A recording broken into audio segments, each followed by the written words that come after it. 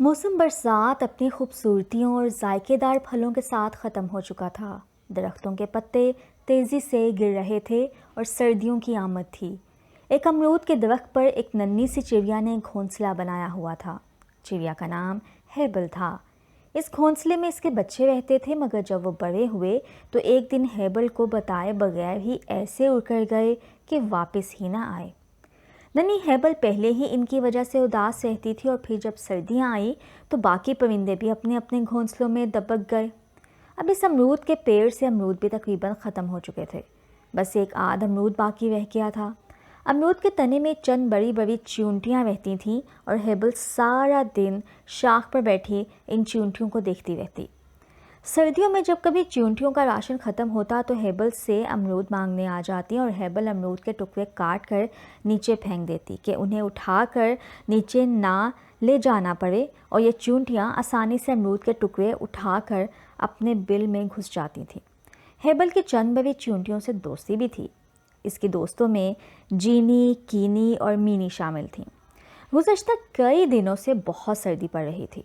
हेबल को कोई परिंदा नजर न आता था और वो बहुत उदास थी।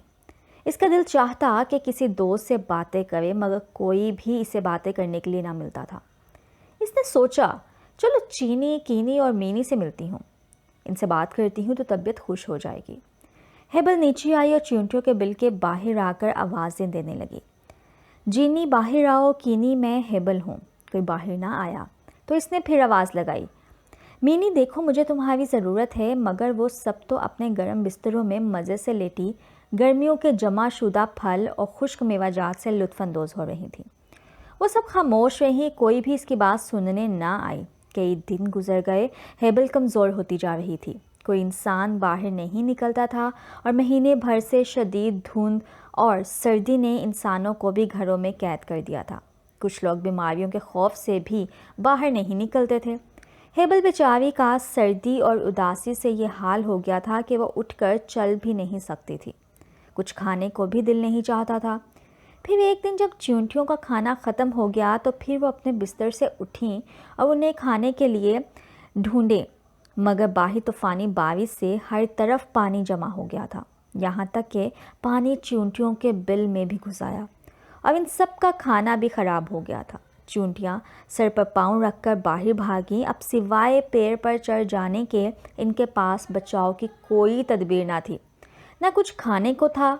अब वो जल्दी से घोंसले के पास गईं और हेबल को आवाज़ें देने लगी, मगर कोई जवाब ना आया।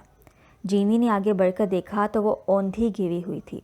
तीनों ने अंदर जाकर इसे सीधा किया, मगर वो तो बेसुध पड़ी रही क्योंकि हेबल मर चुकी थी। इसके पास चंद टुकड़े अमरूद के वैसे ही पड़े हुए थे। फिर उन्हें ख्याल आया कि शायद इस दिन हेबल इनके लिए खाना लाई हो, मगर उन्होंने गर्म बिस्तर से उठकर हेबल की बात सुनना ही गवारा न किया था। अब वो सब रो रही थी। बाकी सारी चींटियां भी पेड़ पर चढ़ रही थीं क्योंकि नीचे सारा पानी था। अब आसमान पर बादल गरजे तो फिर बारिश होने लगी। सबने मिलकर हेबल के घोंसले में पनाह ली, मगर अब वो बहुत ज़्यादा दुखी थी कि हेबल कितनी अच्छी थी, उन्हें खाना भी देती थी। अब जब वो मर गई तो भी इसने सबको पनाह दी थी, मगर जब हेबल उदास थी तो उन्होंने उसकी बात सुनना भी गवारा ना किया। हाय अल्लाह, हमें माफ़ कर देना, हमने अपनी दोस्त की परेशानी में कोई मदद ना की। मगर अब इनके पास रोने के सिवा कोई चारा ना था। बच्चों, सख्त सर्दी में अपने आसपास का ख्याल रखें। किसी बच्चे, बूढ़े या गरीब को आपकी मदद की ज़रूरत तो नहीं, ताकि आपको भी पछताना ना पड़े।